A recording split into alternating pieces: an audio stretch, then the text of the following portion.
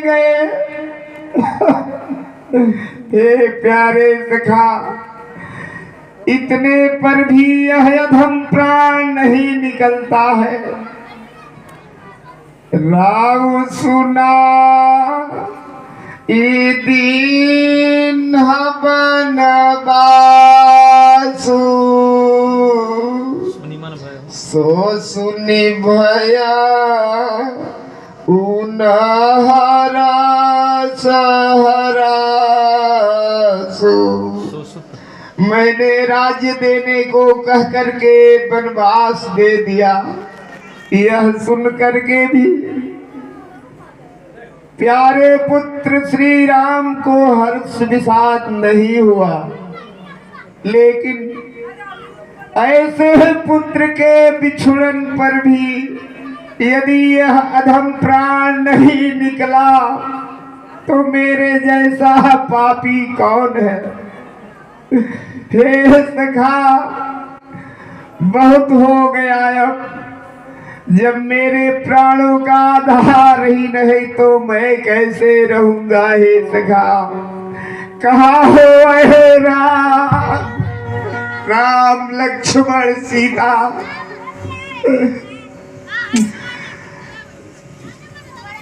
जब लखन गया रघुवीर गया, सीता भी गई साथ में ही। तन गया प्राण भी चला गया, आशा भी गई साथ में ही। आते ही मैंने सीखा था यह मेरा है यह तेरा है। जाने से पहले देख रहा बस चारों ओर अंधेरा है। मंत्री तुम अपना काम करो, रानी तुम अपना काम करो। हे रामचंद्र 14 वर्षों श्री रामचंद्र अब जंगल में विश्राम करो। सुरपुर में परमारथ चलता, दुनिया में स्वार्थ चलता है।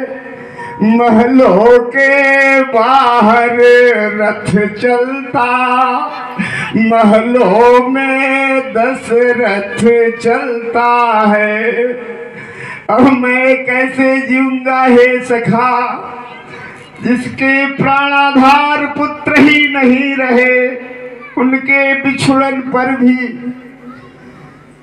यह प्राण नहीं निकला। कहाँ हो हमारे राम प्यारे, किधर तुम छोड़ कर मुझको सिधारे। बुढ़ापे में भी यह दुख देखना था, इसी के देखने को मैं बचा था। छिपाई हो कहाँ वह अपनी मूरत, दिखा दो आज वह सुंदर सी सूरत। गया मन भी उनके साथ ही साथ मैं मल रह गया अपना ही मलते ही हाथ। कहेंगे क्या जनक यह हाल सुनकर, कहाँ सीता कहाँ वह बन भयंकर। हवा से धूप से कुम्हला के रघुबर, कहीं साए में बैठे होंगे थक कर। मेरी आँखों की वह पुतली कहाँ है, बुढ़ापे की मेरी लकड़ी कहाँ है, जो डरती देख कर मिट्टी का चीता, वो दर दर घूम रही है आज सीता। कहाँ हो ऐ हमारे राम प्यारे, लखो अब प्राण सुरपुर को सिधारे। हे कौशल्य, ये देखो देखो कौशल्य, ये काली काली प्रतिछाया देखो, इधर देखो। याद आ गया मुझे कौशल्य, याद आ गया, अब मेरा अंतिम समय है। हे कौशल्य, एक बार मैं अपने शयन कक्ष में विश्राम कर रहा था। रात्रि में मैंने देखा स्वप्न में कि मेरी बाईं भुजा में एक श्वेत रंग का सर्प आकर के डस लिया। मैंने इसे अमंगल का सूचक जानकर गुरुदेव के पास जाकर सुनाया। गुरुदेव ने कहा कि हे राजा दशरथ, तेरे राज्य में जितने भी मृग वृद्ध हो गए हैं, चला फिरा नहीं जाता, वो तुमसे अपेक्षा करते हैं कि तुम शिकार करो और उनको मुक्त कर दो। हे प्रिय, मैं शिकार करने गया, दिन भर प्रयास करने के बाद भी कोई शिकार नहीं मिला। है कौशल्य, मैं सोचा कि यह क्षत्रिय धर्म के विपरीत होगा यदि मैं बिना शिकार किए लौटूंगा। हे प्रिय, मैं एक झाड़ी में छुपकर बैठ गया और उसी समय हे कौशल्य, हमारे ही राज्य का शांतनु नाम का एक ब्राह्मण था जो दोनों नेत्रों से अंधा था। उसकी पत्नी ज्ञानवंती थी, वो भी दोनों नेत्रों की अंधी थी।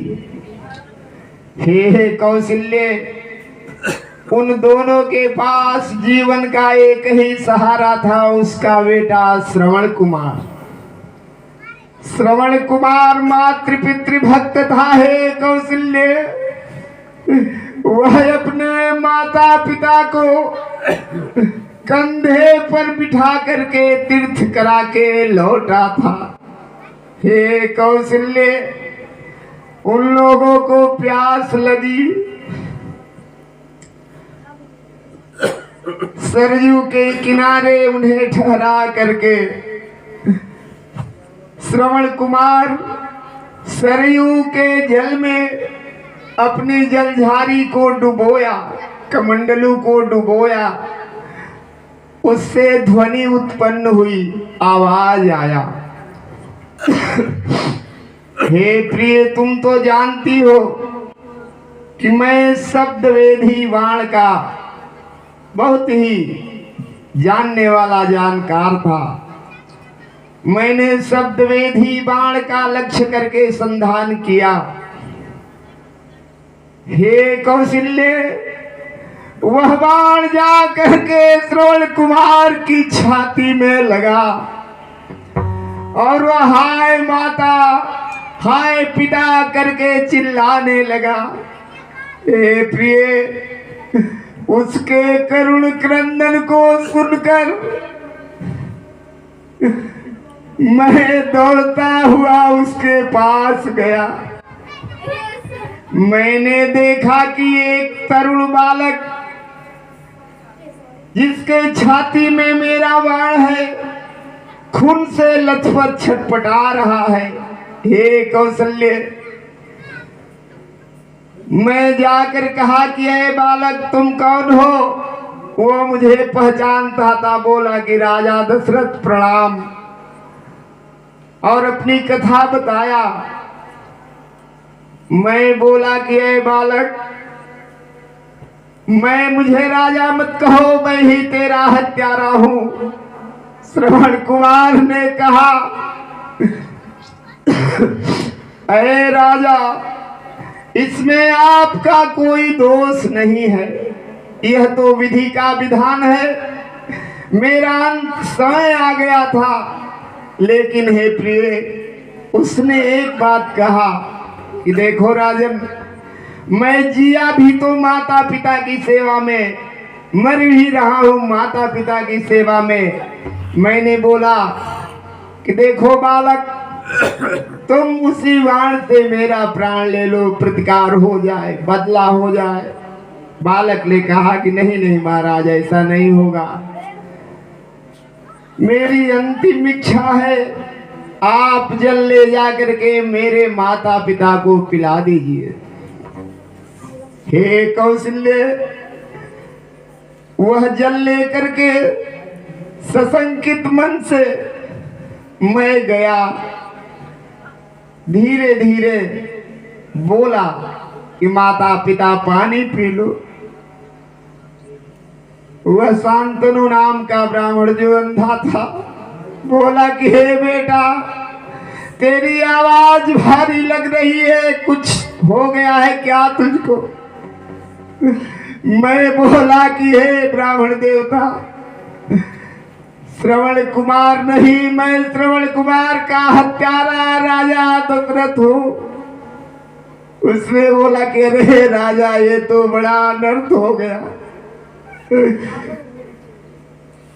उसने कहा, हे कौशल्य,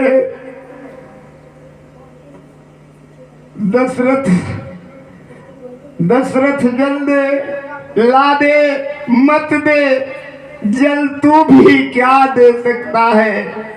जीवन में और मरण में भी बेटा ही जल दे सकता है। अरे राजा, तू क्या जल देगा? यदि जल देना ही चाहता है